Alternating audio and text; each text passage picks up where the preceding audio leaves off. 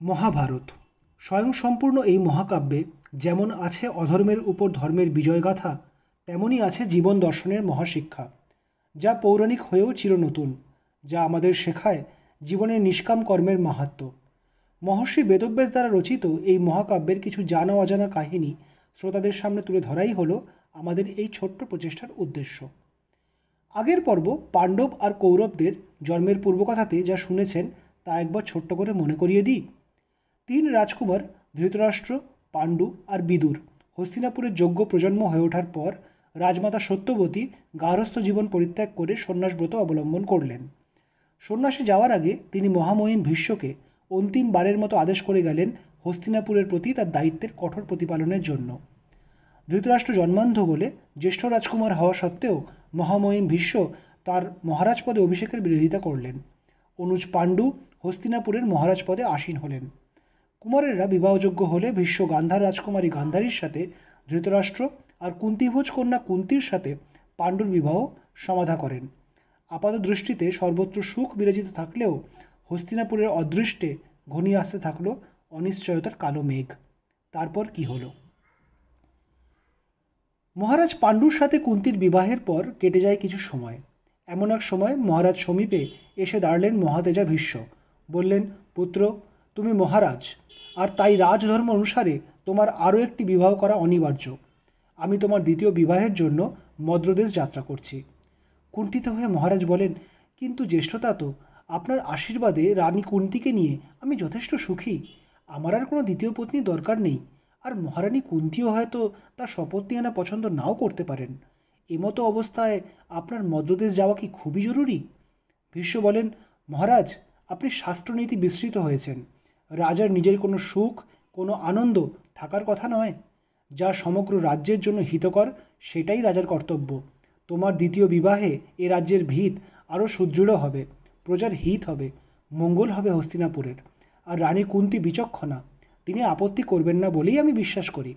মদ্রদেশের বাল্লিক বংশের রাজা শল্য মহাপ্রতাপী, যুদ্ধ কৌশলে নিপুণ, আর তাই এমন বংশ যদি হস্তিনাপুরের আত্মীয় হয় তাহলে সেটা সব দিক থেকেই মঙ্গলকর। আমি মহারাজ শল্যের ভগ্নী মাদ্রির সাথে তোমার বিবাহ দেওয়া স্থির করেছি। ভীষ্মের যুক্তি ও তার আদেশ খণ্ডন করবার সাধ্য সমগ্র হস্তিনাপুরে কারণ নেই, আর তাই যথাসময়ে মহাসমারোহে মদ্র রাজকুমারী মাদ্রির সাথে মহারাজ পাণ্ডুর বিবাহ সমাধা হলো। কিন্তু নিয়তির পরিহাস বড়ই নির্মম। মহারাজ পাণ্ডু মৃগয়া করতে খুবই ভালোবাসতেন। একদিন অরণ্যে শিকার করতে গিয়ে তিনি দেখতে পেলেন ভ্রমণরত এক হরিণ যুগলকে। উৎফুল্ল মহারাজ ধনুকে সরসন্ধান করলেন এবং তার নিক্ষিপ্ত স্বর গিয়ে আঘাত হানল সেই হরিণ যুগলকে। তারা মৃত্যু যন্ত্রণায় কাতর হয়ে ভূমিশয্যা নিল। কিন্তু মহারাজের আনন্দ গভীর ভীতিতে বদলে যেতে সময় নিল না। মুহূর্তের মধ্যে সেই হরিণ যুগল রূপান্তরিত হলো এক ঋষি দম্পতিতে। ঋষি কিন্দম আর তার স্ত্রী হরিণ রূপে অরণ্য ভ্রমণ করছিলেন। এমতো অবস্থায় মহারাজের স্বর তাদের গিয়ে আঘাত করে। মৃত্যু যন্ত্রণায় কাতর ঋষি মহারাজকে অভিশাপ দেন, রাজন, যেভাবে তুমি আজ আমাকে আর আমার স্ত্রীকে মিলনরত অবস্থায় নির্মমভাবে হত্যা করলে, আমি তোমাকে অভিশাপ দিচ্ছি যে তুমিও যদি কোনোদিন তোমার স্ত্রীদের সাথে মিলনের চেষ্টা করো তৎক্ষণাৎ তোমার মৃত্যু হবে। বিস্ময় তাড়িত আর ভীত পাণ্ডু ফিরে আসেন হস্তিনাপুরে। ততক্ষণ সমগ্র হস্তিনাপুর বিদিত হয়ে গেছে মহারাজের অভিশপ্ত হওয়ার ব্যাপারে। ভগ্ন হৃদয়ে পাণ্ডু তার অভিশাপ খণ্ডনের চেষ্টায় নিজের দুই পত্নী সহযোগে সন্ন্যাসীর বেশে অরণ্যে ঋষিদের আশ্রমে গমন করলেন। আর এদিকে হস্তিনাপুরের বিদগ্ধ গুণীরা কুমার ধৃতরাষ্ট্রকে কার্যকরী রাজা নির্বাচিত করে সিংহাসনে বসান। ধৃতরাষ্ট্রের মনের ইচ্ছা পূর্ণ হলো বটে, কিন্তু তিনি পূর্বের মতোই অসুখী হয়ে থাকলেন।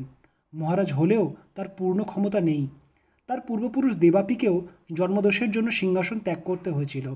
এখনও যখন তিনি রাজা হয়েছেন তাও পাণ্ডুর সহসা অভিশপ্ত হওয়ার কারণেই। যদি কোনোদিন পাণ্ডু ফিরে আসেন তৎক্ষণাৎ তাকে সিংহাসন ত্যাগ করতে হবে। ক্রোধ আর নিজের ভবিষ্যতের উপর সন্দেহবশত একদিন তিনি গান্ধারীকে বলে বসলেন, দেখো, আমি না হয় জন্ম থেকেই নেত্রহীন, রাজা হওয়ার উপযোগী নই, কিন্তু যদি আমাদের পুত্র এ বংশের জ্যেষ্ঠ সন্তান হয় তাহলে সেই হবে ভবিষ্যতের মহারাজ। গান্ধারী, তুমি তো দৈব অনুগৃহীতা, আমাকে শীঘ্র যত শত সন্তান প্রদান করো, না তো সারা জীবন এরকম অবহেলিত হয়েই কেটে যাবে আমাদের। এদিকে মহারাজ পাণ্ডু তখন তপবনে ঋষি সঙ্গ আর কঠোর প্রায়শ্চিত্তে মগ্ন। এমতো অবস্থায় খবর এলো যে জ্যেষ্ঠ কুলবধূ গান্ধারী সন্তান সম্ভবা। পাণ্ডু খুশি হলেন বটে, কিন্তু জ্যেষ্ঠ ভ্রাতার মতো তারও চিন্তা উপস্থিত হলো, যদি ধৃতরাষ্ট্র সন্তানেরা সিংহাসনে আসীন হন তাহলে তাঁর কি হবে। এদিকে ঋষি কিন্দমের অভিশাপের কারণে তার স্বাভাবিক উপায়ে সন্তানের জন্ম ঘটানো অসম্ভব। তাই জ্যেষ্ঠ পত্নী কুন্তিকে গিয়ে অনুরোধ করলেন, প্রিয়ে, তুমি তো সবই জানো, সাধারণ উপায়ে আমাদের সন্তান আসা অসম্ভব। এদিকে জ্যেষ্ঠ ভ্রাতার সন্তান আসন্ন, এহেন অবস্থায় আমাদের ভবিষ্যৎ তো তমসাচ্ছন্ন হয়ে যাবে। আমি তাই তোমাকে অনুরোধ করছি, তুমি নিয়োগ প্রথার আশ্রয় নাও। আমার নিজেরই জন্ম তো এইভাবেই হয়েছে, শাস্ত্রমতে এর তো কোনো বাধা নেই। নিয়োগ প্রথার মাধ্যমে সন্তান আমার বলেই গণ্য হবে। তাই হে কল্যাণী, তুমি আমাকে অন্তত একটি পুত্র প্রদান করো। কুন্তী তখন জানালেন তার কিশোরী বয়সের লব্ধ আশীর্বাদের কথা। মহর্ষি দুর্বাসার মন্ত্রপ্রভাবে তিনি যে কোনো দেবতার থেকে সন্তান প্রাপ্তি করতে পারেন, কিন্তু সুচতুরভাবে এড়িয়ে গেলেন কর্ণের জন্ম প্রসঙ্গ। পাণ্ডু স্বভাবতই উৎফুল্ল হয়ে উঠলেন। যখন স্বয়ং দেবতাদের থেকে সন্তান প্রাপ্তি সম্ভব, তখন আর সামান্য ব্রাহ্মণের কী দরকার। তিনি কুন্তিকে বললেন, আমার জ্যেষ্ঠ পুত্র হোক স্বয়ং ধর্মের প্রতিভূ, হস্তিনাপুরের ভবিষ্যৎ মহারাজ হওয়ার যোগ্য পাত্র। তুমি ধর্মরাজের আরাধনা করো কুন্তি। কুন্তি মন্ত্রযোগে ধর্মের আরাধনা করলেন। জন্ম নিল এক অনিন্দকান্তি শিশু। তার নাম হলো যুধিষ্ঠির। জ্যেষ্ঠ পুত্রের জন্ম হলে তার সুরক্ষা নিয়ে চিন্তিত হয়ে পড়লেন পাণ্ডু। কুন্তিকে বললেন, যুধিষ্ঠিরের সুরক্ষা হেতু তার এমন ভ্রাতাগণের প্রয়োজন যারা তাকে সর্বদা আগলে রাখবে, বিপদে আপদে তার অগ্রভাবে, আর শান্তির সময় তার পশ্চাৎভাগে দণ্ডায়মান হবে।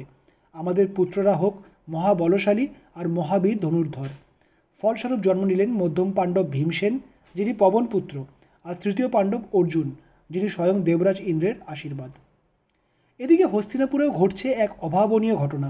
যে সময় যুধিষ্ঠির জন্মগ্রহণ করে, জ্যেষ্ঠবধূ গান্ধারী তখন গর্ভযন্ত্রণায় কাতর। দীর্ঘ 2 বৎসর ব্যাপী গর্ভধারণ সত্ত্বেও তার সন্তান ভূমিষ্ঠ হচ্ছে না। এদিকে কুন্তির প্রথম সন্তান ভূমিষ্ঠ হওয়ার খবর রাজ অন্তঃপুরে এসে পৌঁছলে গান্ধারী আর ধৃতরাষ্ট্র পুনরায় বিহ্বল হয়ে পড়লেন। গান্ধারী ক্ষোভে দুঃখে তার গর্ভ বিনষ্ট করার কঠিন সিদ্ধান্ত নিলেন। নিজের দাসীদের আজ্ঞা দিলেন এক লৌহ দণ্ড দিয়ে তার গর্ভে বারংবার আঘাত করতে। ভীত দাসীরা প্রত্যাখ্যান করলে গান্ধারী হিতাহিত জ্ঞান হারিয়ে নিজেই নিজের গর্ভে আঘাত করলেন। ফলস্বরূপ তার গর্ভ থেকে বেরিয়ে আসলো শুধু একটি মাংসপিণ্ড। 2 বছর ব্যাপী গর্ভযন্ত্রণা সহ্য করার পর মহারানীর একটি মাংসপিণ্ড প্রসবের খবর পেয়ে মহারাজ ধৃতরাষ্ট্র দুঃখে ভেঙে পড়লেন। হলো না, না তিনি কোনোদিন প্রকৃত রাজা হতে পারবেন, না তার কোনো প্রকৃত সন্তান জন্ম নিল যে ভবিষ্যতে হস্তিনাপুর নরেশ হতে পারবে। গান্ধারীর লব্ধ বরদান কি তাহলে সর্বৈব মিথ্যা? গান্ধারীও তখন শোকে মুহ্যমান। এমন সময় হস্তিনাপুরে পুনরায় এসে পৌঁছলেন মহর্ষি বেদব্যাস। মহারাজ আর মহারানী তার পদতলে লুটিয়ে পড়লেন। হে মহর্ষি, আপনিই পথ দেখান, এ কী অনাচার আমাদের প্রতি হচ্ছে, এর প্রতিকার করুন। মহর্ষি বললেন, দেবাদিদেবের বরদান কখনো বিফল হয় না মহারানী। আপনার শতপুত্র সন্তান অচিরেই জন্ম নেবে। দাসীদের আদেশ করুন ওই মাংসপিণ্ডটিকে শতখণ্ডে বিভক্ত করতে। আমি স্বয়ং সেই শতখণ্ড থেকে রাজকুমারদের জন্ম ঘটাবো। আশান্বিত মহারানী বলে ওঠেন, হে মহাত্মা, এতই কৃপা যখন করলেন তাহলে আমাকে একটি কন্যা সন্তানও প্রদান করুন। তথাস্তু, আশ্বাস দিলেন ব্যাসদেব। যথাসময়ে সেই মাংসপিণ্ডটিকে 101 খণ্ডে বিভক্ত করে ঘিপূর্ণ পাত্রে 1 বছর ধরে নিমজ্জিত করে রাখলেন মহর্ষি ব্যাসদেব। অবশেষে সেই খণ্ডগুলি থেকেই জন্ম নিল 100 রাজকুমার ও 1 রাজকন্যা। এরা কৌরব নামে পরিচিত হলো। কৌরবদের জ্যেষ্ঠ কুমারের নাম হলো দুর্যোধন, কিন্তু তার জন্মের সময় চতুর্দিক থেকে শোনা গেল কুকুরের ক্রন্দনধ্বনি। শাস্ত্রমতে যা ঘোর অমঙ্গলের প্রতীক।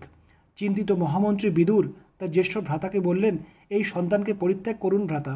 আপনি মহারাজ, আপনার জ্যেষ্ঠ সন্তান ঘোর অমঙ্গলের সূচনা বয়ে নিয়ে আসবে সমগ্র সংসারে। মোহ ত্যাগ করুন, এই সন্তানের বর্জন করুন মহারাজ, নচেত আপনার এই সন্তান সমগ্র কুরু বংশের বিনাশ করবে। কিন্তু মহারাজ তখন সন্তান মোহে অন্ধ। মহামন্ত্রীকে বললেন, ধিক তোমার এ বিদুর, তুমি এক পিতাকে তার সন্তানকে পরিত্যাগ করার পরামর্শ দিচ্ছ? আমি মহারাজ হলেও আমি সর্বাগ্রে একজন পিতা। আমি আমার সন্তানকে ত্যাগ কিছুতেই করব না। শাস্ত্র তো অনেক বিধানই দেয়, তার সব মেনে চলতে গেলে জীবন ধারণ অসম্ভব। আমাকে এই অনুরোধ তুমি আর করো না। দুর্যোধনের পর জন্ম নিল দুঃশাসন, এবং এরপর আরও 98 রাজকুমার। রাজকন্যা দুঃশলা সবার কনিষ্ঠা। এই শতপুত্র ছাড়াও মহারাজ ধৃতরাষ্ট্রের আরও এক সন্তান ছিল, কিন্তু সে ছিল দাসীপুত্র। যুযুৎসু নামের এই সন্তান বিদুরের মতোই জ্ঞানী, কিন্তু দাসীপুত্র হওয়ার কারণে এই সন্তানও সিংহাসনের দাবিদার হিসেবে অনুপযুক্ত। 3 সন্তান জন্মের পর মহারাজ পাণ্ডু পুনরায় কুন্তিকে অনুরোধ করলেন তাকে আরও কটি সন্তানের জন্মসাধন করতে, কিন্তু কুন্তি প্রত্যাখ্যান করলেন। বললেন, আর্য, অপরাধ মার্জনা করুন, কিন্তু আমি ইতিমধ্যেই 3 পুরুষের থেকে সন্তান প্রাপ্তি করেছি। এর বেশি পুরুষকে আহ্বান করলে আমার চরিত্রে কলঙ্ক লাগবে। কুন্তি পুনরায় সূর্যদেব আর কর্ণের প্রসঙ্গকে এড়িয়ে গেলেন, মিথ্যা ভাষণ করলেন তিনি। তখন পাণ্ডু মাদ্রিকে ওই মন্ত্র শিখিয়ে দেওয়ার জন্য কুন্তিকে অনুরোধ করলেন। কুন্তি সহমত হলেন, কিন্তু মাদ্রি প্রথম সুযোগেই আহ্বান করলেন অশ্বিনী কুমার দ্বয়ের, যারা দেবলোকের বৈদ্য। এরা এক নামে পূজিত হলেও ছিলেন 2 জন দেবতা, আর এই 2 দেবতার প্রসাদে মাদ্রির কোলে জন্ম নিল 2 যমজ শিশু, নকুল আর সহদেব। নকুল হলো সর্বাঙ্গ সুন্দর, আর সহদেব ভবিষ্যতে সব থেকে জ্ঞানী। পাণ্ডু পুনরায় কুন্তিকে অনুরোধ করলেন মাদ্রিকে মন্ত্র প্রদান করতে, কিন্তু এইবার কুন্তি প্রত্যাখ্যান করলেন। মাদ্রি প্রথম সুযোগেই চরম বুদ্ধিমত্তার পরিচয় দিয়ে যমজ সন্তান চেয়ে নিয়েছেন। এবার যদি তিনি আবার এমন কোনো দেবতা বা দৈব ঋষির আহ্বান করেন, তাহলে কুন্তির নিজ সন্তানদের থেকে মাদ্রির সন্তানরা সংখ্যায় বেশি হয়ে যাবে। জ্যেষ্ঠ রানী হিসাবে তিনি এই কখনোই হতে দিতে পারেন না। অতএব কুন্তির 3 আর মাদ্রির 2, এই 5 সন্তান সম্মিলিতভাবে পাণ্ডব নামে পরিচিত হলো। কিন্তু নিয়তি বড়ই নিষ্ঠুর। দীর্ঘদিন প্রবাসে থাকার পর 5 সন্তানের জন্মের আনন্দে মহারাজ পাণ্ডু নিজের অভিসম্পাত সম্পূর্ণরূপে বিস্মৃত হয়ে গিয়েছিলেন। এক দুর্বল মুহূর্তে মাদ্রির সাথে ঘনিষ্ঠ হওয়ার প্রচেষ্টা করতে গিয়ে তৎক্ষণাৎ তার মৃত্যু হলো। কুন্তি আর মাদ্রি তাদের 5 সন্তান নিয়ে অকুল পাথারে পড়লেন। জ্যেষ্ঠ রানী হওয়ার সুবাদে কুন্তি স্বামীর সাথে সহমরণে যাওয়ার প্রস্তাব দিলে মাদ্রি বাধা দিলেন। বললেন, দিদি, আমি চিরকাল তোমার সাথে প্রতিযোগিতা করে এসেছি, তাই তুমি যেভাবে আমার 2 সন্তানকে নিজের বলে ভাবতে পারবে, আমি হয়তো তোমার 3 সন্তানকে নিজের বলে ভাবতে পারবো না। আর মহারাজের মৃত্যুর জন্য তো একমাত্র আমিই দায়ী। তার অভিশাপ তো শুধু আমার কারণেই ফলপ্রসূ হলো, কাজেই আমিই তার সাথে সহমরণে যাব। তুমি আমার 2 সন্তানের দায়ভার নাও। আশীর্বাদ করি যুধিষ্ঠির তার ন্যায় অধিকার লাভ করুক।